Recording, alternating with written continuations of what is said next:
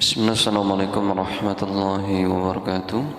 Alhamdulillah wassalatu wassalamu ala rasulillah wa ala alihi wa ashabihi wa wala amma ba'd. Jamaah sekalian, semoga senantiasa dirahmati Allah subhanahu wa ta'ala. Kajian pada kesempatan pagi hari ini akan diisi dan disampaikan oleh beliau Al-Ustaz Dodi Al-Jambari hafidhahullahu ta'ala. Alhamdulillah beliau telah hadir bersama kita dengan tema Asmaul Husna. Mari kita dengarkan nasihat serta tausiah yang nanti akan disampaikan oleh beliau.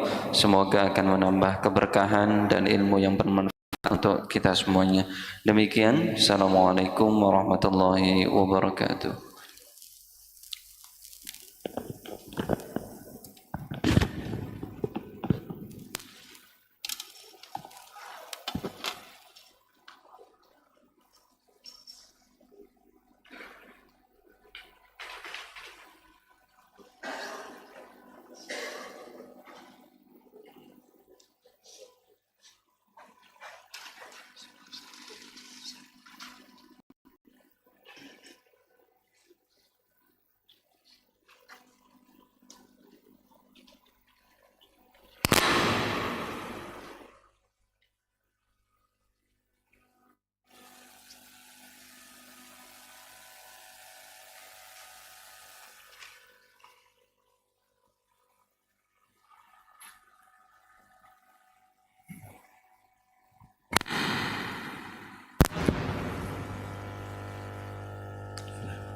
Bismillah.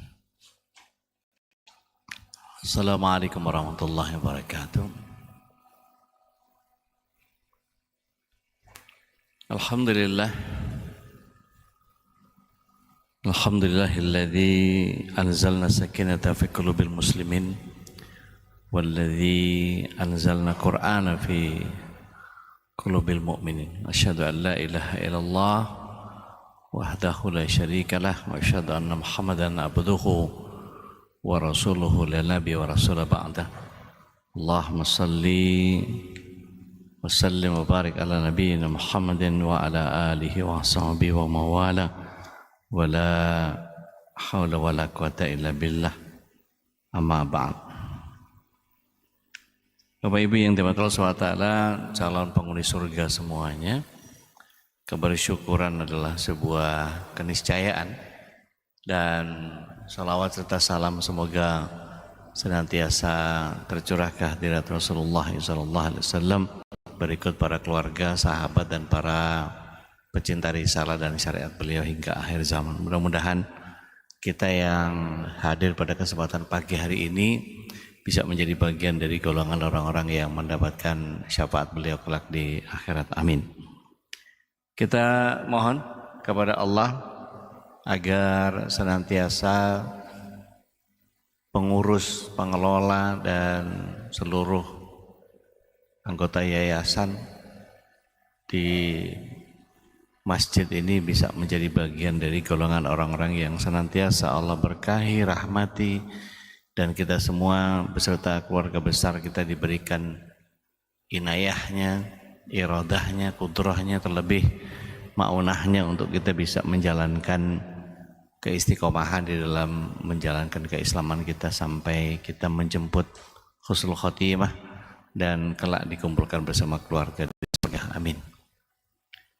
Kita sampai kepada bahasan al-mutakabbir, di mana disclaimernya kalau bicara Asmaul Husna adalah bicara tentang yang sebetulnya tidak saya kuasai, tetapi saya hanya sekedar membacakan kitab-kitab para ulama atau syukran jazakumullah khair, atau sekedar berbagi tentang apa yang saya pahami tentang Asmaul Husna. Jadi yang paling tahu tentang Asmaul Husna ini Allah tabaraka wa ta'ala dan Rasulnya sallallahu alaihi wasallam dan para sahabat tentunya. Nah, kita jika mengetahui apa yang datang dari Allah Subhanahu wa taala dan Rasulnya sallallahu alaihi wasallam, tugas kita adalah menjadikan pengetahuan sebagai ilmu. Kalau cuma sekedar tahu, ya cuma tahu aja. Tapi kalau kita menjadikan ilmu, berarti harus ada yang muncul dari kita. Harus sesuatu ada aktualitanya dari kita. Dalam pengertian kalau ilmu tidak ada amalnya maka dia tidak jadi ilmu, hanya sekedar pengetahuan saja. Taib. Al-Mutakabbir Allah yang memiliki kebesaran. Artinya kalau Allah punya kebesaran maka kita tidak boleh punya itu. Lantas bagaimana kita mengambil bagian dari nama Allah yang seharusnya ada pada kita? Ini yang perlu kita fahami, karena seringkali saya harus mengulang-ulang bahwa apa yang kita pelajari tentang bab akidah itu harus berefek kepada akhlak, karena bahasannya selalu kalau akidah pasti ujungnya ke akhlak. Bapak Ibu yang dimaksud Allah SWT, sifat kibriya, sifat kebesaran ini adalah selendangku kata Allah dalam sebuah hadis qudsi. Dan sifat azamah, keagungan itu adalah sarangku. Maka siapa mencabutnya dariku, niscaya aku akan memperkarakannya dan aku tidak peduli. Artinya kalau ada orang yang punya sifat kibriya, merasa besar, maka Allah lah yang memiliki kebesarannya. Dan hal ini disampaikan dalam sebuah hadis qudsi riwayat Ibnu Majah dari Ibnu Abbas. Jadi ada seorang raja di India berburu ke hutan dengan penuh semangat, dia mengejar buruannya sampai ke waktu petang.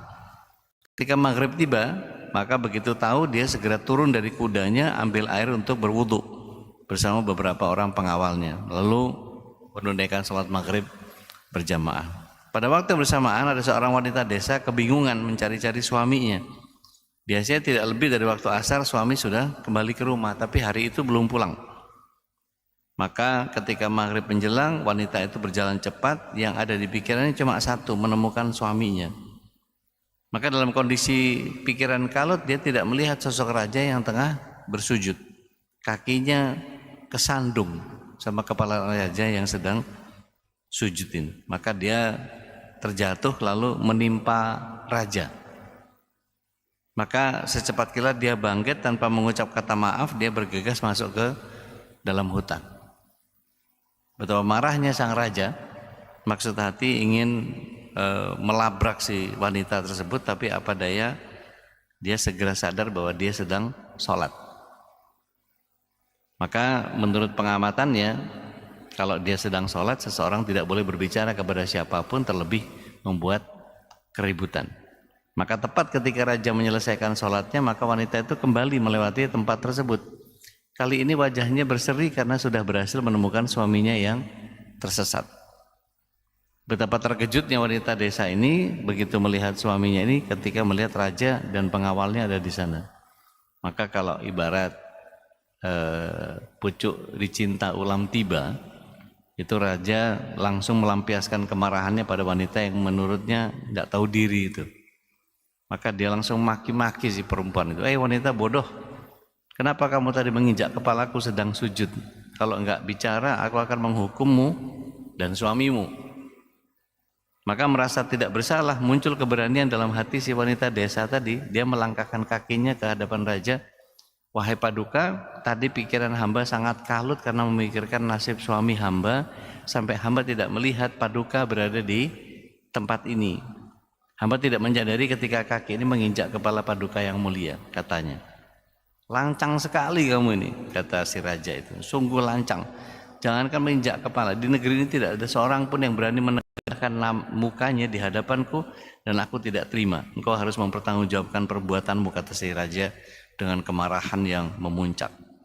Maka dikatakan lagi sama si wanita ini, sungguh hamba tidak bermaksud merendahkan Paduka, apalagi sengaja menginjak kepala. Tidak mungkin ini saya lakukan. Tapi kata dia, bukankah Paduka sedang sholat? Tentu saja Paduka tenggelam di hadapan Allah Tabaraka wa Ta'ala yang maha besar, yang kebesarannya tanpa batas melebihi suami hamba yang miskin papa ini. Bagaimana mungkin Paduka yang mulia melupakan Allah yang maha mulia dan lebih mengingat hambanya yang hina ini. Maka seketika itu juga amarahnya raja sirna seperti air yang menyiram api, maka dia terdiam dengan malu, maka paduka yang mulia ini lalu menyuruh wanita tadi beserta suaminya pergi. Terus kepada pengawal-pengawalnya dia mengungkapkan bahwa seorang wanita desa yang bukan ulama ya, atau orang yang terkenal dalam mengajarinya hakikat sholat dan ketundukan yang sangat sejati. Ini didapati dari kisah-kisah teladan dari negeri Islamnya muallifnya Ibrahim Khan. Jadi Allah SWT sebagai Al-Mutakabbir, maha besar yang punya kebesaran ini, menarik sekali apa yang disampaikan oleh perempuan tadi, bahwa dia mengatakan bahwa ketika sholat seseorang sedang berinteraksi dengan zat yang maha besar, zat yang menguasai semesta. Maka seharusnya sangat tidak layak apabila kita sangat rusak sholat sampai mengingat makhluk yang hina ini untuk mengabaikan mengingat Allah Ta'ala. Nah, kalau kita mungkin bukan wanita yang nginjak kepala. Kalau di rumah saya nggak tahu gangguannya macam-macam nggak ya? Nyamuk ganggu nggak? Itu bisa ngusir nyamuk apa segala macam, bisa sampai ngejar itu sambil sholat padahal. Gitu. Ya artinya gangguan-gangguan ini memang terserah itu nyamuk memang titisan setan apa gimana nggak tahu ya. Itu urusan lain. Tapi maksud saya kalau kita sedang sholat itu saya nggak tahu. Kalau saya diskusi sama Bapak Ibu, kira-kira sholat itu untuk ditunaikan atau untuk dinikmati? Wah, ada yang pulas rupanya. Dinikmati atau dituntaskan? Atau ditunaikan? Ditunaikan. Kalau ditunaikan ya udah, yang penting ruku, yang penting sujud, yang penting salam gitu kan ya. Yang penting selesai. Selesai tidak selesai kumpulkan. Artinya nggak ada kenikmatan di situ. Akhirnya orang merasa berat dengan sholat. Mohon maaf, saya nggak mau ngeledekin siapapun, tapi kira-kira kalau masjid ini taraweh, saya nggak tahu kaifiahnya seperti apa. Kalau misalnya bikin kayak Istiqlal, kayak di mana Masjid Agung Al-Azhar, kayak Masjid Pondok Indah, itu tarawehnya 2 sesi. Ada yang 11, terus kemudian mundur imamnya, kemudian ganti imam taraweh, ganti imam witir, habis itu yang 11 pulang. Maka yang 23 nyambung, nerusin sampai 23. Pertanyaan saya, kira-kira banyakan yang 11 apa yang 23?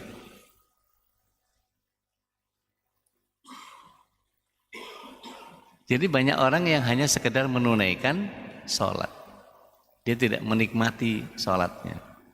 Nanti kapan-kapan kalau sempat interaksi sama Ustadz Hanan Ataki, suruh beliau cerita bagaimana beliau sholat tarawih di antara para hufaz. Jadi di Mesir itu ada kampung para penghafal Al-Quran. Itu kalau tarawih 10 juz. Kebayang nggak? Kalau Al-Baqarah itu kan 1,5 jam ya, 2 jam, 1,5 jam. Mana yang hafal Quran? Udah pada di dalam semua ya. Itu kira-kira antara 1,5 jam, 2 jam. Al-Baqarah doang itu, 2 juz itu. Jadi bisa dibayangkan kalau 10 juz berapa banyak itu. Ustadz Hanan Ataki waktu itu cerita di sampingnya ada kakek. Kakek-kakek ini dengan santai dia mengerjakan itu. Sementara Ustadz Hanan Ataki sudah udah sambil gerundel. Masya Allah lama banget ini. Maka ditanya ke si kakek ini, ya Syekh, antum orang baru di sini? Oh enggak, kami tiap tahun begini. Kok antum bisa nikmat banget ini? Iya, karena antum sholatnya pakai fisik. Nah kalau sholat pakai fisik ya capek, karena ada waktu kelelahan. Makanya sholat di kita itu taraweh itu yang 11 lebih diminati daripada yang 23. Kenapa? Ya maklum lah gitu ya. Iya, karena kalau ditanya ditunaikan apa dinikmati? Ditunaikan Ustaz. Yang penting kan sholat. Gitu. Maka kenikmatannya jadi hilang kalau sudah begitu. Nah, Imam Sufyan Ats-Tsauri beliau pernah dalam sebuah safarnya ke Masjidil Haram, Mekah, beliau itu ditemui oleh muridnya yang sedang tawaf. Ketika muridnya tawaf, muridnya memperhatikan. Ya.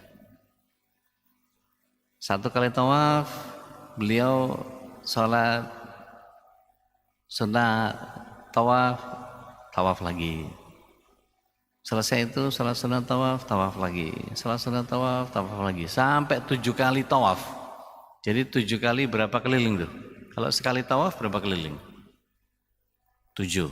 Kalau 7 kali tawaf 49. Ditambahin waktu sholat sunnah tawafnya, kira-kira dari sisi waktu, selama itu Imam Sufyan Ats-Tsauri belum melepas sujudnya, belum mengangkat kepalanya sama sekali. Pertanyaan saya adalah kira-kira apa yang jadi doanya itu ya? Kalau kita ikut sholat berjamaah gitu sama beliau gitu, itu kira-kira udah kehabisan redaksi gitu ya. Kira-kira nih kalau kita sujud itu, kata Rasulullah SAW kan, sujud itu adalah waktu yang paling tepat untuk apa? Mengingat barang hilang. Untuk berdekatan sama Allah. Kata Rasulullah SAW, perbanyak doa atau perpanjang doanya, karena sejatinya sujud itu adalah waktu paling dekat dengan Allah. Nah kalau sudah begitu berarti kira-kira nih, dalam sujud itu ada siapa saja ya? Adakah nama pasangan kita di situ? Baik yang masih ada maupun yang sudah wafat? Adakah nama orang tua kita di situ? Adakah nama sahabat-sahabat kita? Adakah, wah itu orang-orang yang tercinta masih masuk nggak dalam sujud itu? Kira-kira apa yang diminta dalam sujud itu? Atau cuman sekedar menjalankan, mohon maaf nih, kalau anak-anak baru belajar sholat, itu kan kalau ada penyeliaan sholat pada saat dia kelas berapa tuh? Kelas 5 atau kelas 3 SD itu, yang biasanya gurunya ngedengerin anak-anak sholat itu. Coba baca keras, rukuk baca apa, sujud baca apa, itu kelas berapa? Kelas 3, kelas 5? Saya lupa itu. Sekitar itulah ya. Nah itu kira-kira ada nggak anak-anak yang sujudnya belum sampai sujud sudah baca doa sujud? Allahu Akbar, Subhana Rabbiyal A'la. Kepalanya belum nempel ke sujud. Subhana Rabbiyal A'la sudah dibaca. Subhana Rabbiyal A'la, Subhana Rabbiyal A'la, Subhana Rabbiyal A'la. Jadi sujudnya cuma satu doa. Padahal sujud itu tiga kali doa. Nah biasanya orang-orang yang begitu nggak menikmati sama ibadahnya. Nah saya nggak tahu punya masalah apa sama Allah itu kan ya. Artinya kalau kemudian seseorang itu dicabut kenikmatannya sama Allah SWT dalam konteks kenikmatan ibadahnya dicabut, kelezatan imannya diangkat sama Allah SWT, berarti ya dia nggak bisa menikmati ibadahnya. Makanya nyari yang paling cepat. Itu. Taib. Kalau kita perhatikan dalam pandangan Allah yang menciptakan galaksi ini, matahari, planet, bumi, manusia yang menghuninya, ini semua ada dalam genggaman Allah tabaraka wa ta'ala. Maka dalam pandangan Allah semua itu kecil dan tidak ada harga.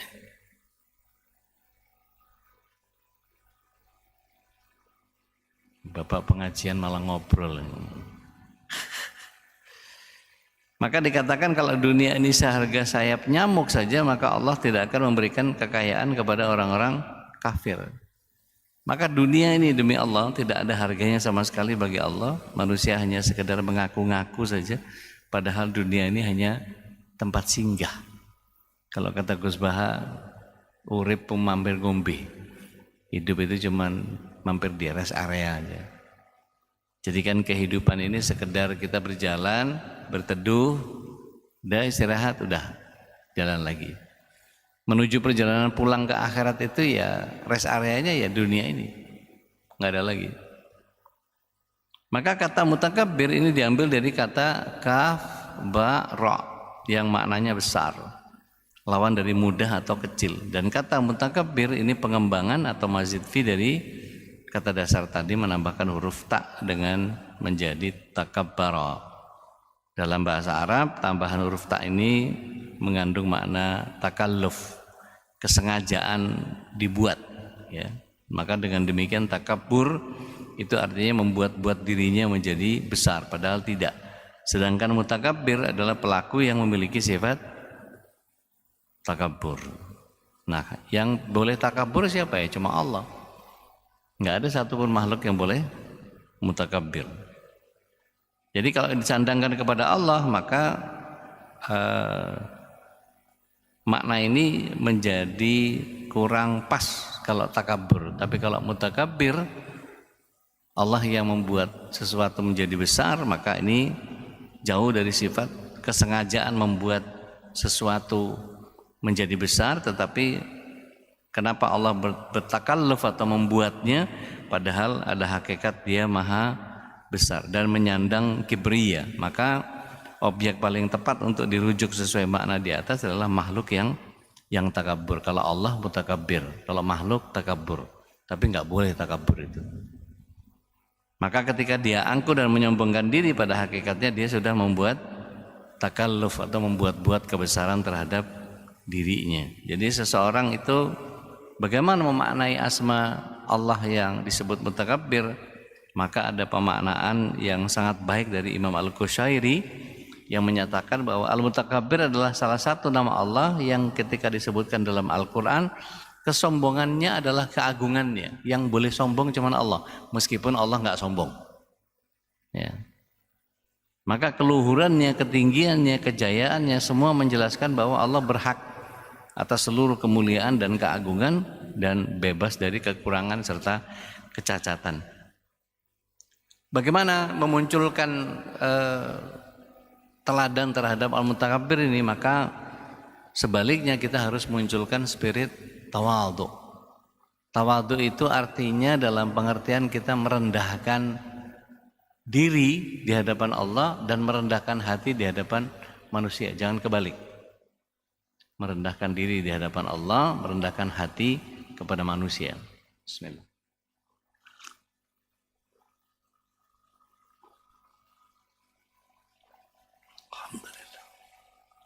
Jadi ketika kita tahu bahwa mengenal Allah Al-Mutakabbir ini zat yang maha besar, tidak ada tempat untuk kita merasa besar, hebat atau lebih mulia dari orang lain, maka kita akan sangat takut dengan firman Allah di hadis qudsi tadi, kesombongan adalah selendangku dan keagungan adalah pakaianku. Siapa yang menentangku dengan menggunakan salah satu dari keduanya, aku akan membinasakannya. Masih ingat gak Pak, Bu? Ada orang Amerika bikin kapal Titanic. Dengan kesombongannya dia bilang ini adalah kapal yang tidak akan pernah bisa tenggelam. Nggak ada hitungan jam. Blebek-blebek. Dan banyak lagi contoh-contoh yang lain seperti Fir'aun yang dia menyatakan bahwa ana rabbukumul a'la, aku ini Tuhanmu yang lebih tinggi. Begitu dibikinin tangga menuju ke surga, suruh tukangnya bikin, begitu sampai ujung malah vertigo. Malah klaustrofobi, kalau takut ketinggian itu. Gitu deh. Jadi kalau menyikapi kemahabesaran Allah, kita diibaratkan kalau pakai hukum Archimedes itu pipa U. Makin diisi, ya udah sama aja, nggak ada bisa yang merasa lebih tinggi. Jadi makin dia ngangkat diri, makin jatuh gitu. Tapi sebalik kita menekan diri ke bawah, makin rendah hati, maka makin tinggi. Yang unik adalah ketika kita disuruh sujud adalah waktu yang paling dekat dengan Allah, berarti kepala kita yang penuh logika, kepintaran, kecerdasan intelektual sangat luar biasa itu rendahkan di hadapan Allah Tabaraka wa Ta'ala, maka engkau akan menjadi mulia di hadapan Allah. Kalau minjem istilahnya Pak Ari Ginanjar itu zero mind process. Meniadakan diri itu sebetulnya memuliakan di hadapan Allah. Ya. Umar bin Khattab radhiyallahu an menyatakan bahwa siapa yang bertawadhu karena mencari keridhaan Allah, maka Allah akan tinggikan derajatnya. Dia menganggap dirinya tidak berharga padahal sesungguhnya dia sangat terhormat. Apa kalau bahasa kitanya low profile high profit. Tapi siapa yang menyombongkan diri, kata Umar bin Khattab radhiyallahu an, niscaya Allah akan menghinakannya dan dia menganggap dirinya terhormat padahal sesungguhnya dia sangat hina. Jadi kalau ada orang yang sok keren, sok ganteng, sok cantik, sok kaya, itu ya sok aja. Padahal enggak. Gitu. Sok soleh. Gitu. Mendingan mana? Sok alim apa sok kafir? Dua-duanya enggak ada yang benar itu. Jadi apalagi yang kita bisa ambil dari spirit al-mutakabbir ini, ringan di dalam melakukan ketaatan. Enggak ada sesuatu pun yang kemudian menjadi wah ini otak saya, kepala saya ini difitrahin. Enggak bisa main-main sama gelar yang saya punya. Enggak bisa main-main dengan kedudukan saya. Seolah-olah kalau dia punya jabatan di kantor, di rumah terus jadi mentereng gitu. Enggak. Umar bin Khattab radhiyallahu anhu itu di pemerintahan dia sebagai khalifah setelah wafat Abu Bakar As-Siddiq radhiyallahu anhu. Tetapi ketika pulang ke rumah masih diomelin istri juga. Artinya ketika para tamunya ingin mengadukan persoalan yang sama ke Umar, tapi nggak jadi. Gitu. Begitu ditanya, kenapa? Kok nggak jadi? Enggak. Kami dengar engkau diomelin sama istri. Kami mau komplain, mau lapor ke khalifah tentang omelannya istri. Ternyata engkau juga diomelin sama istri. Jadi bukan istrinya yang menakutkan, bukan. Jadi kalau ditanya, apakah suami itu takut istri? Enggak. Cuma istrinya lebih berani.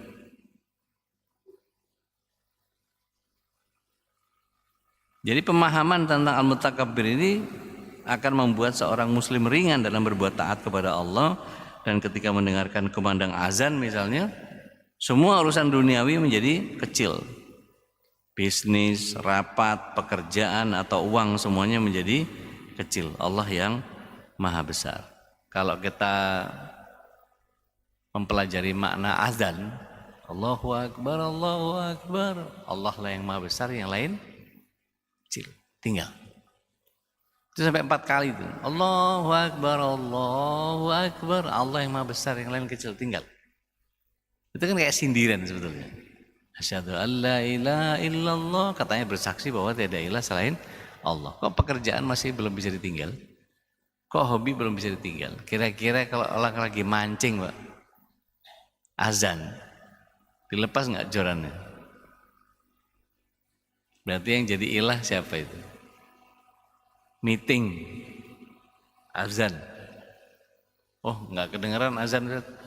Meeting, lantainya tinggi, kedap.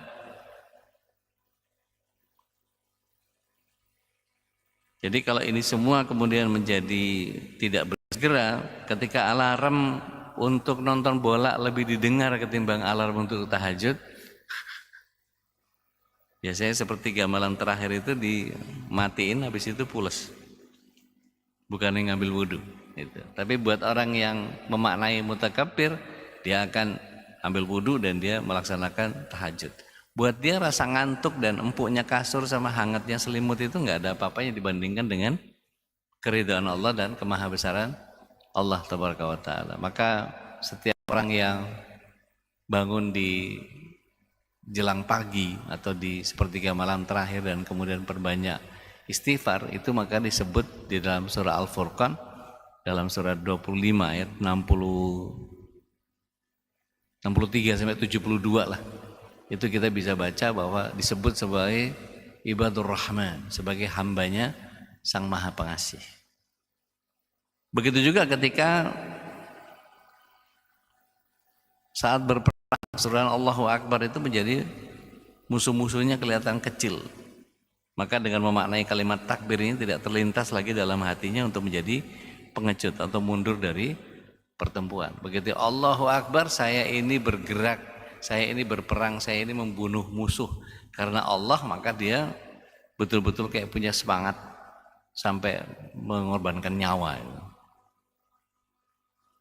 Maka dikatakan orang yang mengenal Allah ini akan menjadikan kalimat la khaufun alaihim walahum yahzanun. Tidak ada rasa takut, tidak ada rasa khawatir. Dan tidak silau dengan dunia dengan tidak mendapatkannya dari lalai mengingat Allah. Kalau toh punya misalnya gitu ya, dompet ketinggalan, ya, terus hilang, berarti nggak rezeki ya. Atau dompetnya ketemu tapi duitnya isinya hilang, gitu. Tapi KTP apa segala macam, alhamdulillah. Setidaknya baru dunia yang hilang, bukan imannya, bukan urusan akhiratnya yang hilang.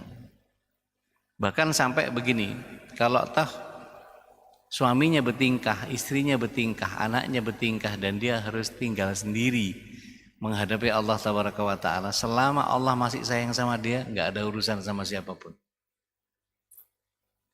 Jadi dia betul-betul kalau sudah begitu, ya dia mempelajari hakikat hidup yang sebenarnya. Jadi kita tidak bisa bergantung sama orang. Selama masih ada iman, jalanin aja. Penghayatan asma al-mutakabbir ini akan menjadikan seseorang menganggap kecil semua kesulitan. Semua masalah yang besar masih ada Allah yang maha besar. Bahkan kematian sekalipun dibandingkan dengan kemuliaan namanya, kesucian perintahnya, apa yang dimiliki termasuk nyawa, tidak ada apa-apanya dibanding Allah Tabaraka wa Ta'ala. Ada kisah dari Abu Uqail, dari Ja'far bin Abdullah bin Aslam radhiyallahu an, dia menyatakan bahwa ketika peperangan Yamamah berlangsung dan kaum muslim berada di tengah medan perang, orang yang pertama kali mendapat luka adalah Abu Uqail. Dia terkena panah pada bagian antara kedua bahu dan dadanya, namun tidak sampai meninggal. Panah itu kemudian dicabut sehingga pada siang hari tangan kirinya merasa lemah, dia dibawa ke dalam kemah. Ketika peperangan semakin memanas, maka umat Islam tampak mengalami kekalahan serta mulai melewati batas yang ditentukan. Sementara itu Abu Uqail dalam keadaan yang sangat lemah karena terluka. Tapi tiba-tiba dia mendengar seorang yang bernama Man bin Adi, wahai kaum Ansor, mohonlah pertolongan kepada Allah, mohonlah pertolongan kepada Allah, seranglah musuhmu. Maka Ibnu Umar berkata, setelah mendengar seruan itu, Abu Uqail berdiri untuk memenuhi kaumnya. Maka aku bertanya, apa yang kamu inginkan? Kamu tidak wajib berperang, wong kamu kondisinya lemah begitu. Maka Abu Uqail menjawab, tadi ada orang yang memanggil namaku. Aku katakan kepadanya, orang yang memanggil itu mengatakan wahai orang Ansor, bukan memanggil orang-orang yang terluka. Kata Abu Uqail, aku termasuk salah seorang Ansor sehingga aku harus menyambut seruan itu sekalipun dalam keadaan merangkak sekalipun. Maka kemudian Abu Uqail memakai ikat sabuknya untuk mengambil pedang dengan tangan kanannya seraya menyeru, wahai kaum Ansor, seranglah musuh sebagaimana dalam perang Hunain. Bersatulah kamu sekalian, semoga Allah menyampaikan rahmatnya kepada kalian. Majulah ke medan perang, sebab muslim bersembunyi sekadar memperdayakan musuh. Giringlah musuhmu sehingga mereka masuk ke dalam kebun, dan kemudian kami membaur dengan mereka dan pedang-pedang kalian memenggal mereka. Aku perhatikan bagian tubuh Abu Uqail yang ternyata tangannya yang terluka telah lepas dari bahunya. Tangan lepas dari bahu, itu sakitnya kayak apa itu? Dan jatuh di medan perperangan, dan pada tubuhnya terdapat 14 luka yang menyebabkan dia meninggal dunia saat musuh Allah Musailamah al-Kadzab telah terbunuh. Maka aku berada di sisi Abu Uqail ketika dia menghembuskan napas yang terakhir. Aku memanggil namanya, wahai Abu Uqail. Dia menjawab, labbaik.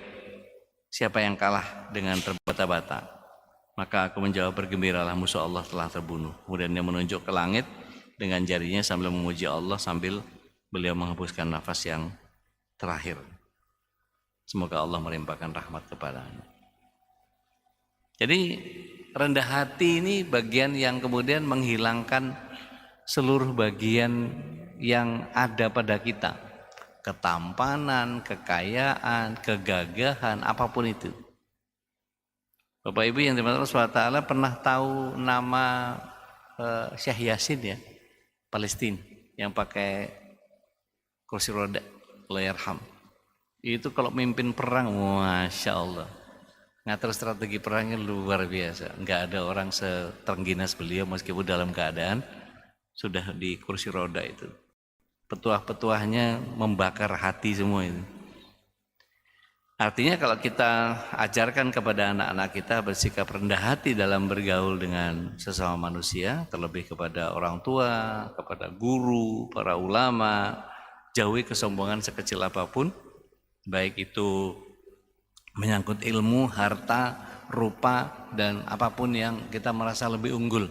Mungkin jamnya lebih bagus, mungkin cincinnya lebih bagus, mungkin topinya lebih bagus, mungkin gespernya lebih bagus, mungkin sepatunya lebih bagus, mungkin mobilnya lebih bagus ya. Tapi tetaplah rendah hati. Nah, kepada Allah rendahkan diri serendah-rendahnya, terutama ketika sedang sholat. Andai pun harus sombong, berlaku sombong di hadapan orang sombong, sehingga dia sadar dengan sikapnya, sesungguhnya sikap sombong kepada orang sombong ini adalah sebentuk ketawaduan gitu. Jadi mengingatkan orang sombong jangan sombong itu salah satu bentuk ketawaduan. Jadi apa bahasanya? Di atas langit masih ada langit. Maka kita mohon kepada Allah SWT dari kesombongan manusia akibat buruk yang ditinggalkan. Di dalam kitab Al-Azkar An-Nawawi itu ada doa yang kemudian kita sering baca di zikir pagi. Apa itu? Lafaz yang bunyinya asbahna wa asbahal mulku lillah ya. Azza wa jal walhamdulillah wal kabirin ya, wal alami dan seterusnya. Itu doa yang kemudian menjadikan Allah SWT kita sudah mendapatkan subuh dan menjadikan segala sesuatu kepunyaan Allah ini, kebesarannya, keagungannya, penciptaan makhluk, segala urusan malam dan siang, dan ini semuanya adalah kepunyaan Allah. Minta kepada Allah, ya Allah jadikan permulaan ini, hari ini adalah kebaikan dan pertengahannya satu kemenangan dan penghabisannya adalah satu kejayaan. Wahai Rabb yang maha pengasih lagi maha penyayang. Dan dari kitabnya Al-Haris Al-Muhasibi dalam memelihara hak-hak Allah, Nabi Isa alaihissalam pernah berkata, dengan benar aku berkata kepadamu bahwa sesungguhnya tanaman itu hanya akan tumbuh di tanah dan tidak akan tumbuh di atas batu. Begitu juga hikmah, dia akan menghuni hati orang yang tawadu dan tidak akan tinggal dalam hati orang yang takabur. Tahukah engkau bahwa orang yang meninggikan kepalanya ke langit dan tentu akan membenturnya, bagian orang yang merendahkannya, langit-langit akan meneduhi dan menutupinya. Jadi kalau kemudian kita pahami bahwa Allah Al-Mutakabbir ini adalah yang maha besar dan menampakkan keagungannya, maka kita di dalam menjalankan kehidupan faham betul bahwa rezeki, ajal, jodoh, ujian itu semua datang dari Allah yang maha besar. Dan dalam banyak kebesaran Allah SWT, Allah mengampuni sebesar apapun dosa, memuliakan hamba yang berhijrah kembali, dan Allah tidak butuh kita tapi tetap menyayangi kita. Jadi kalau kemudian kita bisa tawadhu dalam jabatan, dana harta, kecerdasan, kekuatan, apapun itu, ini Rasulullah SAW yang paling ganteng, cerdas, kuat, perkasa, bininya banyak, tapi tidak pernah menyombongkan keadaannya. Dan karena Allah yang ngatur semua, berarti ketika memahami kebesaran Allah, kita tidak akan takut dengan ya cuman sekedar ancaman manusia atau tekanan sosial, kezaliman orang, apa istilahnya, tekanan negara Konoha ya. Maka berdoa dan berzikir, kemudian kita tidak pamer prestasi, tidak merendahkan orang lain, tidak merasa lebih suci, tidak merasa lebih soleh Meskipun hafalan kita lebih banyak, maka tidak sibuk mempertahankan gengsi. Umar bin Khattab radhiyallahu anhu yang gagah, ditakuti, dihormati di seluruh dunia, tetap dia mengatakan, aku hanyalah sekedar hamba. Nabi Sulaiman yang punya pemahaman sangat banyak tentang begitu banyak hal dengan kekayaan yang luar biasa, beliau mengatakan hadza min fadli Rabbi. Ini semua adalah keutamaan yang datang dari Allah. Jadi kalau kita memahami bahwa al-mutakabbir ini hanya Allah yang berhak diagungkan, manusia harus tawadhu, hati ini jadi tenang, tidak takut kepada makhluk, dan kemudian tidak merasa lebih baik dari siapapun. Wallahu a'lam bishawab. Kurang lebih seperti itu yang bisa saya sampaikan dari kitab yang saya pegang ini. Mudah-mudahan Allah SWT memberikan kekuatan kepada kita untuk bisa menjalankan sesuai dengan apa yang Allah kehendaki, karena sesungguhnya tidak berakhlaklah orang yang kemudian ketika menjalankan kehidupannya, apa yang muncul dari dirinya tidak sesuai dengan apa yang Allah SWT inginkan. Dalam pengertian akhlak itu yang muncul dari makhluk, tapi kalau nggak berkesesuaian dengan apa yang datang dari Allah, maka itu bukan akhlak. Atau dalam kajian klasik disebutnya akhlakul madhmumah kalau yang buruk, kalau yang bagus menjadi akhlakul karimah. Wallahu a'lam bishawab.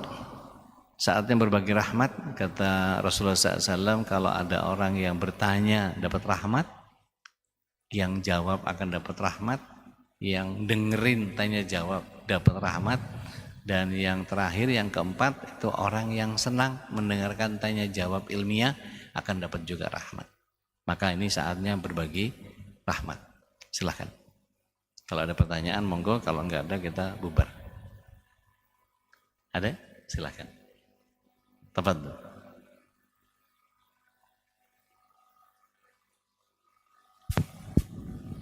Afwan Ustadz, mau bertanya, apa doa atau zikir yang bisa diamalkan di dalam kehidupan kita sehari-hari mengingat sifat Allah yang mutakabir? Baik. Bismillah, wassalatu wassalamu ala Rasulillah. Di dalam berdoa menggunakan Asmaul Husna, Allah SWT memerintahkan kita di Al-A'raf ya. Al-A'raf berapa itu? Al-A'raf atau An-Naml? 100, pokoknya sekitar 100, saya lupa di Al-A'raf atau di An-Naml. Nanti saya coba periksa lagi. Walillahil asmaul husna fad'uhu biha. Maka dengan asma Allah ini bermohonlah kepadanya dengan asma Allah. Nah, Rasulullah SAW mengajarkan kepada kita pada saat zikir pagi. Ya Hayyu ya Qayyum birahmatika astaghis aslih li sya'ni kullah wa la takilni ila nafsi tarfata ain. Itu doa bagus banget. Wahai Sang Maha Hidup, wahai Sang Maha Berdiri Sendiri, dengan rahmat-Mu yang luas yang meliputi segala sesuatu, kami istighosah kepadamu. Istighosah itu sesuatu yang diminta dalam keadaan genting dan penting. Bukan cuma sekedar isti'anah, minta. Atau as'alu, ya, mempersoalkan, aku bertanya kepadamu agar aku, itu isti'anah. Kalau doanya Allahumma inni as'aluka atau wasta'inu bisa, itu bagian dari isti'anah atau as'alu, lebih tinggi kedudukannya yaitu istighosah. Karena istighosah itu penting, genting.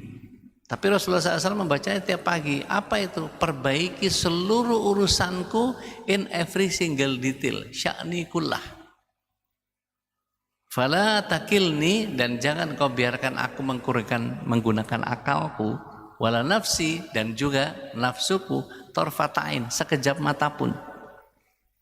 Jadi kalau misalnya kita mau menghafal, ya kita boleh mengambil salah satu yang datang dari Rasulullah SAW. Tapi berdoa kepada Allah Taala itu tidak harus dengan hafalan. Ibu bisa bikin doa sendiri selama doanya bagus. Dan itu bisa dilakukan dengan cara apa saja. Misalnya contoh, kalau ada orang Jawa berdoa pakai bahasa Jawa, kira-kira Allah ngerti nggak? Ngerti. Dados nerabi wonten tiyang Jawi ngendikan basa Jawi saged. Lamun badhe nyari Sunda ke tiasa.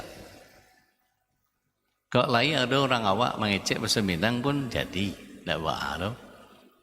Gitu.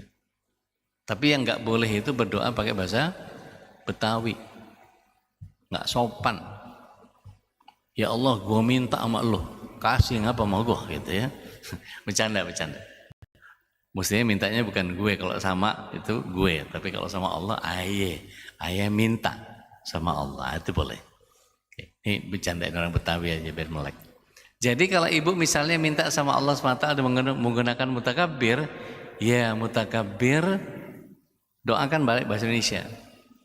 Berikan aku ketawaduan, berikan aku kerendahan hati kepada setiap orang yang aku temui, berikan aku kerendahan diri di hadapanmu, sesungguhnya jauhkan aku dari sifat takabur, dan seterusnya. Yang semakna dengan itu. Dan itu boleh saja.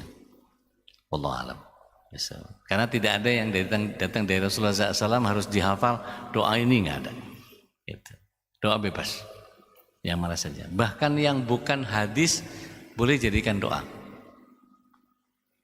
Ada yang di sini rutin duha, kemudian membaca Allahumma inna duha'a duha'uka wa baha'uka wa jamaluka wa kuwatuka, terus tuh wa kudratuka, terusnya. Wa in kana rizqi minas sama fa anzilhu, wa in kana rizqi minal ard fa akhrijhu. Kalau masih jauh deketin, kalau masih kotor bersihin. Sholat 2 rakaat mintanya banyak banget, nggak apa-apa loh, nggak apa-apa. Dan itu bukan hadis, boleh dipakai, boleh, nggak ada masalah.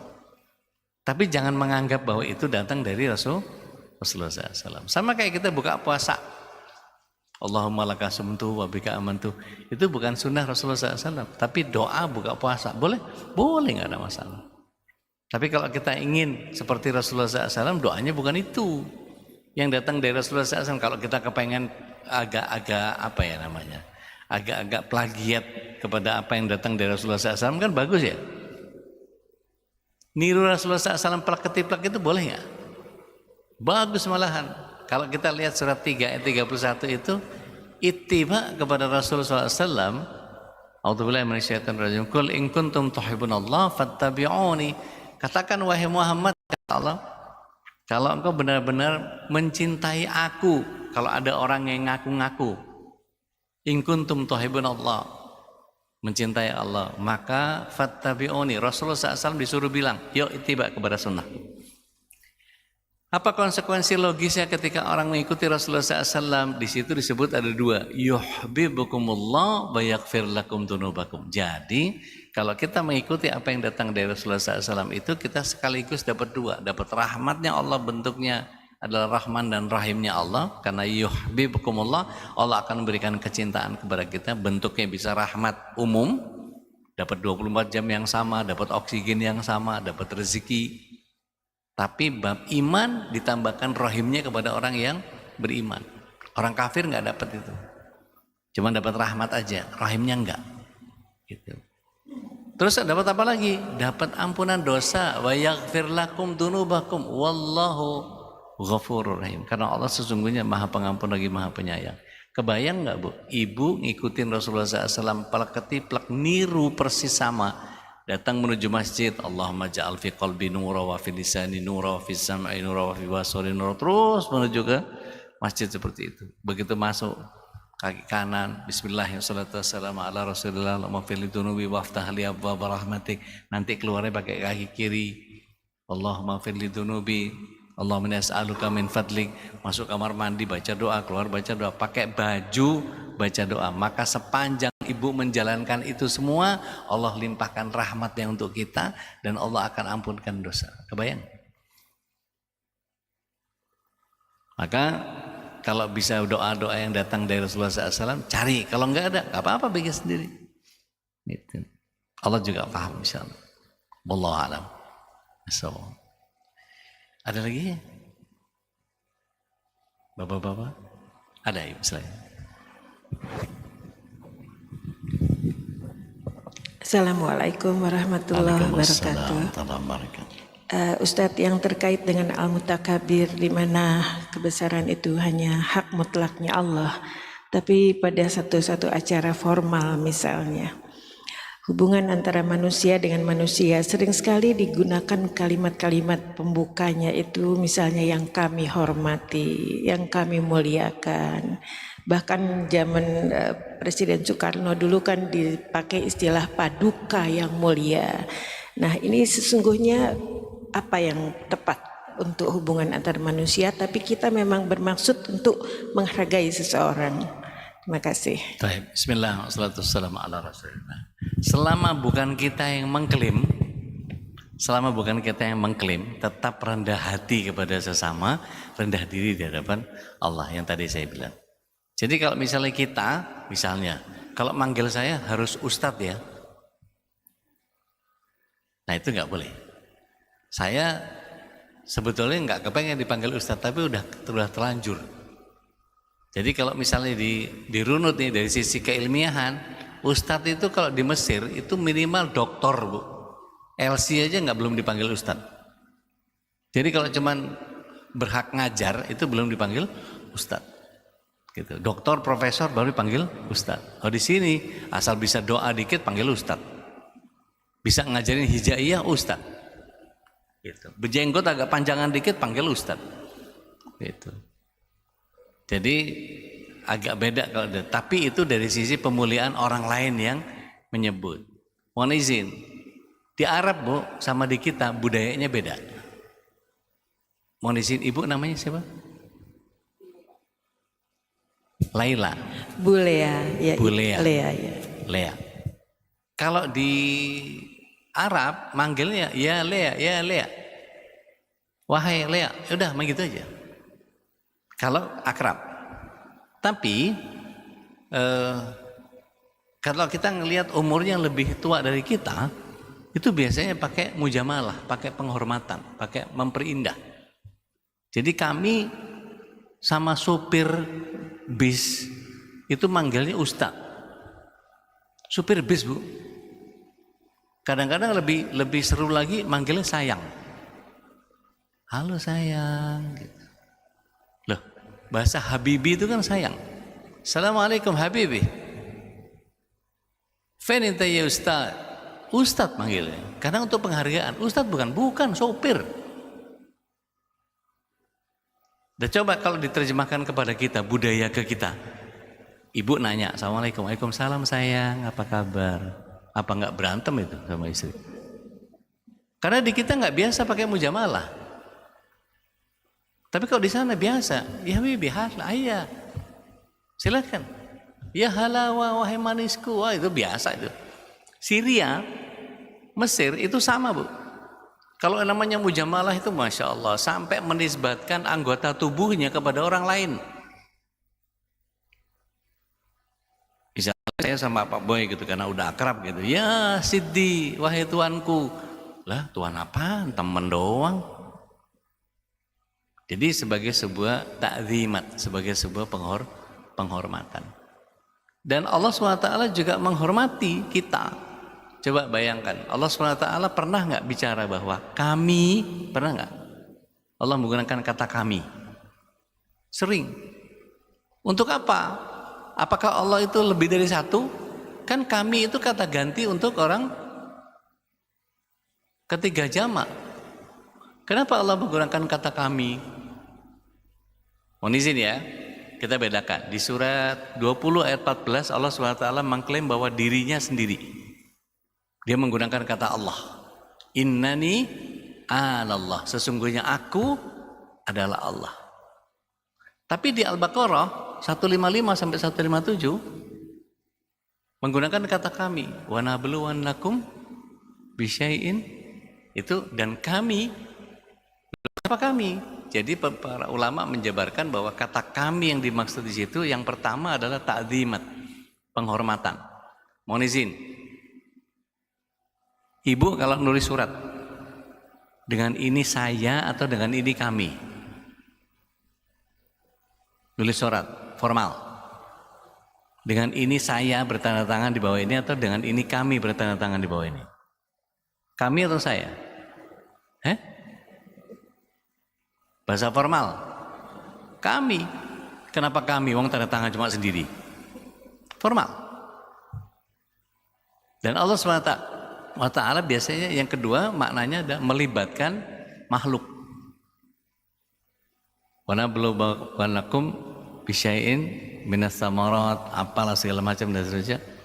Ya, dengan buah-buahan itu makhluk. Artinya Allah SWT melibatkan makhluk, pakai malaikat, pakai manusia lain gitu. Diuji dengan macam-macam, dengan iklim, dengan apa segala macam. Dikasih hujan ngeluh apa berdoa. Dikasih panas ngeluh apa berdoa. Dikasih gitu macam-macam. Itu makhluk semua. Tapi ketika berurusan sama Allah, Allah SWT tidak menggunakan kata yang lain kecuali aku ini adalah Allah. Bahkan ditegaskan, tidak ada ilah yang pantas disembah kecuali aku. Yang di surat 20 ayat 14. Dan kadang-kadang Allah SWT dalam satu ayat bisa menyebutkan bahwa ada bagian yang Allah kerjakan sendiri, ada yang bagian orang lain harus kerjakan sendiri. Tapi ada keterlibatan Allah di dalam memberikan modal awal, tapi harus dikerjakan sama manusianya. Contoh, surat undangan atau ayat undangan, surat 30 ayat 21. Allah SWT menggunakan dua kata-kata yang Allah SWT gunakan, yang satu khalaqa, yang satu ja'ala. Kalau khalaqa Allah sendiri. A'udzubillahi minasyaitonir rajim, wa min ayatihi an khalaqa lakum. Allah menjadikan bagi kalian min anfusikum azwaja. Yang LGBT bilang tuh kan boleh cinta sama sejenis kan dari jenismu sendiri. Kacau. Maksudnya jenis-jenismu sendiri itu jenis manusia, bukan buaya, meskipun gayanya kayak bukan sama setan, meskipun kelakuan kayak gitu. Kalau sama setan beneran kan susah, Pak. Nah, ketika itu Allah SWT meneruskan wa ja'ala bainahum, dan Allah jadikan di antara keduanya. Siapa? Suami dan istri. Apa itu? Mawaddah warahmah. Maka mawaddah itu tidak dari Allah. Mawaddah itu treatment, excellent service. Ada orang lain yang lebih tua, ada perempuan, bukain pintunya. Entah mobil, Rasulullah SAW ngasih paha untuk naiknya Maria Kipti ke kuda. Kalau kita modelnya apa? Bukain pintu, tutupin pintu. Ada minuman, bukan untuk kita sendiri dulu, buat orang. Itu mawaddah. Gitu. Misalnya pasangan kita lagi butuh tisu, nggak usah diomongin, tarik, kasih, atau ambil, dorong. Service, act of service itu, mawaddah itu. Nah, baru muncul kasih sayang dalam bentuk apa? Treatment. Apa biasanya? Saya nggak tahu, masing-masing punya budaya masing-masing. Rasulullah SAW mawaddahnya apa? Mau berangkat ke masjid, cium kening, Masya Allah. Di kita mau cium kening, masih punya wudhu. Padahal Rasulullah SAW ngajarinnya begitu. Gitu. Jadi karena mawaddahnya tadi nggak muncul. Nah, Allah SWT menggunakan kata-kata itu supaya kita tahu mana yang Allah libatkan manusia, mana yang Allah sendiri. Wallahu a'lam. Seperti itu, Ibu. Sudah ya? Udah mulai lapar kan? Baik, kita sama-sama tutup dengan kafarat majelis. Subhanaka Allahumma wa bihamdik, nasyhadu an la ilaha illa anta, nastaghfiruka wa natubu ilaik. Bila akhir da'wana alhamdulillahi alamin. Wa sallallahu ala nabiyina Muhammad wa alihi wa sahbihi ajmain. Allahu minkum wastaghfirul azim. Warahmatullahi wabarakatuh.